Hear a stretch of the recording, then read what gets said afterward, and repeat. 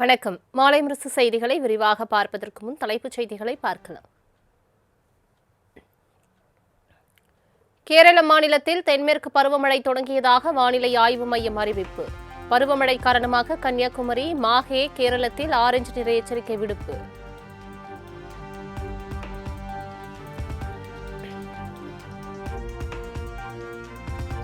₹18,600 கோடி ரூபாயில் 3 திட்டங்கள் மேற்கொள்வதற்கு முதலமைச்சர் முன்னிலையில் புரிந்துணர்வு ஒப்பந்தம்.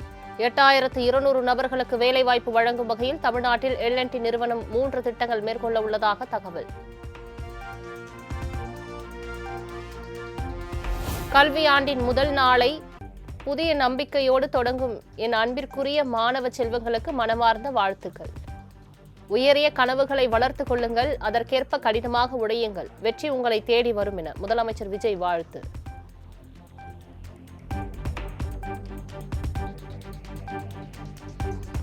தமிழ்நாடு முழுவதும் கோடை விடுமுறை முடிந்து பள்ளிகள் திறக்கப்பட்ட நிலையில் மாணவர்களுக்கு உற்சாக வரவேற்பு.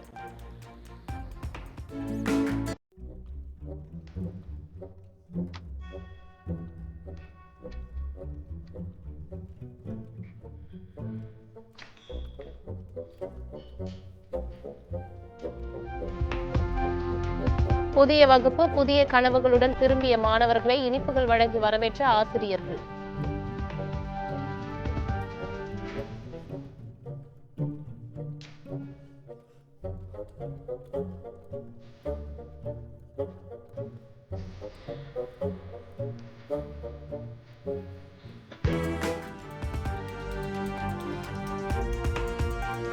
கோடை விடுமுறை முடிந்து பள்ளிக்கு திரும்பிய மாணவர்களுக்கு காலை உணவு திட்டத்தில் வழங்கப்பட்ட உப்புமா. தாவேக ஆட்சியில் தொடரும் கடந்த திமுக ஆட்சியில் கொண்டுவரப்பட்ட காலை உணவு திட்டம்.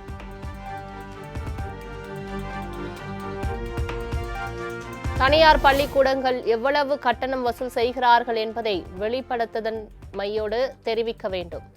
அதிக கல்வி கட்டணம் வசூலித்தால் புகார் அளிக்கலாம் என்றும், தலைமை ஆசிரியர் பணியிடங்கள் விரைவில் நிரப்பப்படும் எனவும் பள்ளிக் கல்வித்துறை அமைச்சர் ராஜ்மோகன் பேட்டி.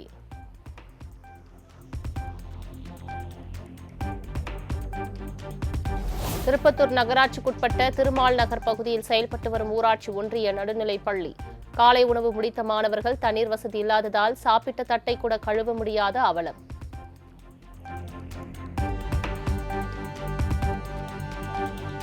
VPG ராம்ஜி திட்டத்தின் கீழ் தமிழ்நாட்டுக்கு மத்திய அரசு ஒதுக்கும் நிதி 10%லிருந்து 4.1%ஆக குறைகிறது. தமிழ்நாட்டுக்கு வெறும் 3,923 கோடியே கிடைக்கும் என மாநிலங்களுக்கு அனுப்பிய வரைவு அறிக்கையில் தகவல்.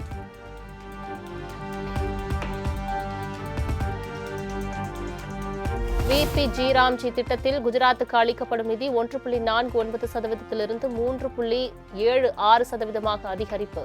உத்தரப்பிரதேசத்திற்கு வழங்கப்படும் நிதி 9.67%லிருந்து 17.62%ஆக அதிகரிப்பு.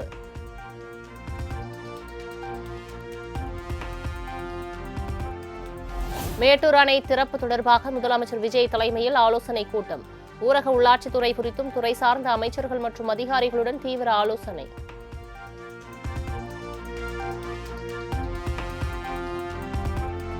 சென்னை அண்ணா சாலையில் உள்ள தமிழ்நாடு மின்சார வாரிய அலுவலகங்களில் ஆவணங்கள் மாயம் என புகார்.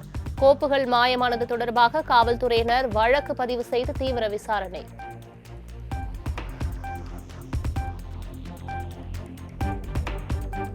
மின்துறை தலைமை அலுவலகத்தில் டிஸ்குகள் திருடப்பட்ட விவகாரத்தில் யாரும் தப்ப முடியாது. அமைச்சர் CTR நிர்மல்குமார் திட்டவட்டம். டிஸ்குகள் திருடப்பட்டது குறித்து விசாரணை தீவிரமாக நடைபெற்று வருவதாக பேட்டி. அந்த இன்டென்ஷன் என்ன, யார் யார் திருடினாலும் முழுமையான விசாரணை காவல்துறை முடக்கி விட்டுலாம். நிறைய பேர் வேற ஒரு ஊர்களில் போய் அரெஸ்ட் பண்ணிட்டு வந்திருக்காங்க. விசாரணை முடிந்த பிறகு அதை பற்றி தெளிவாக சொன்னால்தான் உசிதமாக. டாக்குமெண்ட் கண்டிப்பாக திருடப்பட்டது, அதில் நிறைய ஹார்ட் டிஸ்கள் காணும். அது அனைத்தும் கணக்கிடும் பணிகள் நடந்துட்டு ஏற்கனவே.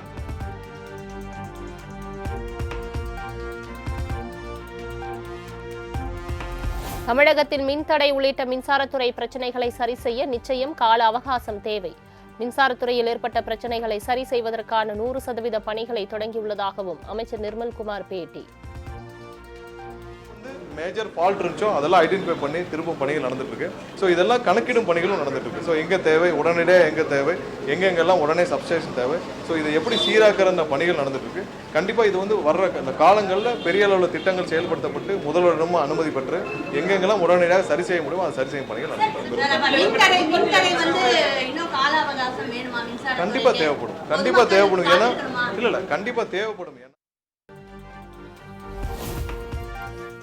மின்வெட்டு பிரச்சனையை திசை திருப்பும் முயற்சியாக டிஸ்குகள் மாயம் என புகார் கூறுவது செந்தில் பாலாஜி குற்றச்சாட்டு. மின்வெட்டுக்கான காரணம் குறித்து ஆய்வுக் கூட்டத்தை அமைச்சர் நிர்மல்குமார் நடத்தவில்லை எனவும் பேட்டி.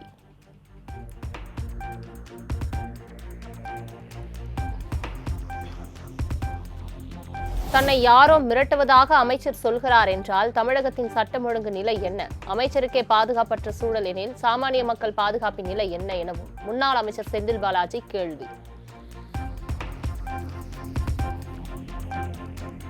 மின்வாரிய தலைமை அலுவலகத்தில் முக்கிய கோப்புகள் மாயமானது ஊழல் ஆதாரங்களை அழிப்பதற்கான சதியாக இருக்கக்கூடும் என பாமக தலைவர் அன்புமணி குற்றச்சாட்டு. டிஸ்குகளை திருடியவர்கள் யார், அதற்கான காரணம் என்ன, கண்காணிப்பு கேமரா வேலை செய்யாதது ஏன் உள்ளிட்டவை குறித்து தமிழ்நாடு அரசு விசாரிக்க வேண்டும் என வலியுறுத்தல்.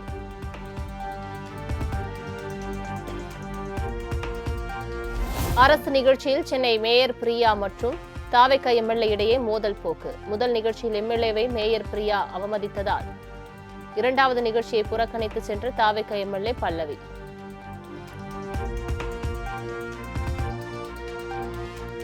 கட்சியிலிருந்து தன்னை நீக்கியதை எதிர்த்து பன்னீர்செல்வம் தரப்பில் தாக்கல் செய்யப்பட்ட வழக்கு வாபஸ். கட்சி நடவடிக்கைகளில் ஓபிஎஸ் தலையிட தடை விதிக்க கோரி அதிமுக பொதுச் செயலாளர் எடப்பாடி பழனிசாமி தொடர்ந்த வழக்கும் வாபஸ்.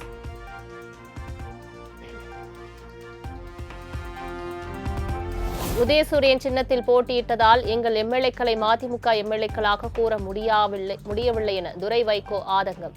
எங்கள் கட்சியில் உள்ள ஒருவர் மற்றொரு கட்சியின் சின்னத்தில் போட்டியிடுவதை எப்படி ஏற்க முடியும் எனவும் பேட்டி. தன்னுடைய சின்னத்தில் இல்லாம இன்னொரு இயக்கத்தில் சின்னத்தில் நிற்கிறது அது தன்னுடைய தனித்துவத்தை அது இழக்குது. கூட்டணி தலைமைக்கு ஒரு கஷ்டத்தை உருவாக்க வேண்டாங்கிற அதன் அடிப்படையில் நாங்கள் போட்டியிட வேண்டிய ஒரு நிர்பந்தம் ஏற்பட்டது. நிர்வாகிகளுடைய மனவேதனையை எங்களுடைய துரதிருஷ்டம் சொல்லணும். இது தவறுங்கிறது நான் இது தவறுன்னு சொல்லவே மாட்டேன். நான் ஒரு இயக்கம் இன்னொரு இயக்க சின்னத்தில் போட்டி போடக்கூடாதுங்கிறது எங்களுடைய பொதுக்குழுல தலைமை விரும்புதோ இல்லையோ என்னுடைய ஒரு முக்கியமான கோரிக்கை, எங்க இயக்கத்தில் இருக்கிற அத்தனை பேருடைய முக்கியமான கோரிக்கையா இருக்கு.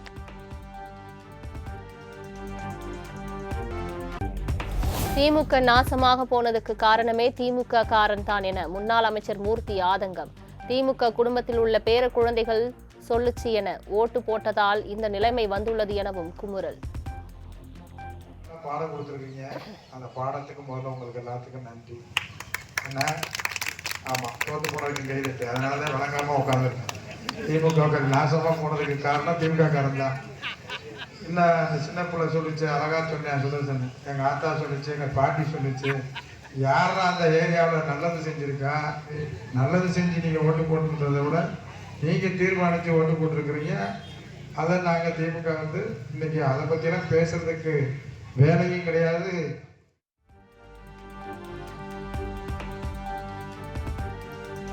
மதுரை திருப்பரங்குன்றம் சார் பதிவாளர் அலுவலகத்தில் அமைச்சர் லோகேஷ் தமிழ்ச்செல்வன் ஆய்வு.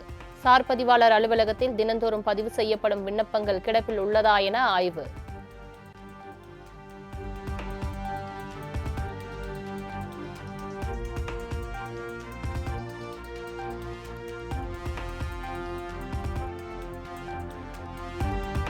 பெட்ரோல், டீசல், சமையல் எரிவாயு சிலிண்டர் விலை உயர்வை கண்டித்து சென்னையில் இந்திய கம்யூனிஸ்ட் கட்சி சார்பில் கண்டன ஆர்ப்பாட்டம்.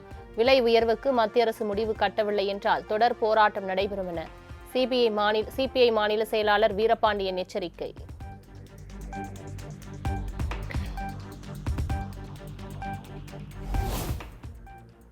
யூடியூபர் திருச்சி சூர்யா கைது. தலைமறைவான முக்தாருக்கு போலீசார் வலைவீச்சு. பாஜக பிரமுகர் அலிசா அப்துல்லாவின் குழந்தைகள் குறித்து ஆபாசமாக பேசியதாக அளித்த புகாரில் நடவடிக்கை.